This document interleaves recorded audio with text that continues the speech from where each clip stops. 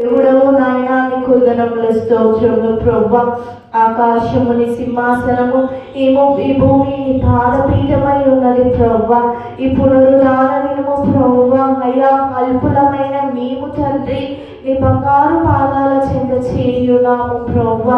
మమ్మల్ని ఒక మారు జ్ఞాపకము చేసుకోండి అయ్యా, మా ఎడల కనికరపడండి ప్రభువా. అయ్యా నీకు వందనములు స్తోత్రములు ప్రభువా.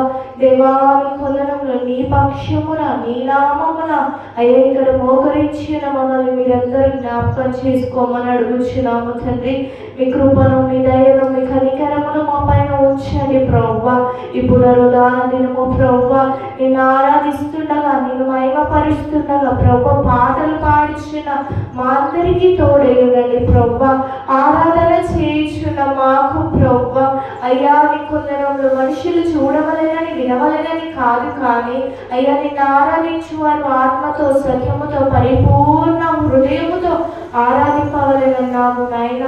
మరి తండ్రి ఈ ఆరాధనలో మీరు తోడై ఉండమని అడుగుచున్నాము.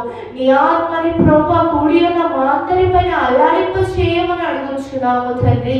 దేవానికి వందనాలు, స్తోత్రాలు, స్తుతులు నాయన. పరిశుద్ధుడవయ్యా, మహాగణుడవు ప్రభువా నీకు వందనములు రాజా. నీకు అసాధ్యమైనది ఏదీ లేదయ్యా, నీకు సమస్తమును సాధ్యము ప్రభువా. మందిర ఆవరణంలో ప్రభువా అడుగు పెట్టిన ప్రతి బిడ్డని మీరు జ్ఞాపకం చేసుకోండి. ఏ బిడ్డ అయితే ప్రభువా ఏ బాధతో వస్తుందో, ఏ వేదనతో, ఏ రోగముతో ప్రభువా, ఏ దిగులుతో నీ సన్నిధిలో చేరుతుందో ప్రభువా మేమైతే ఎరుగము, కానీ మీరు హృదయాలను ఎరిగే దేవుడవు ప్రభువా.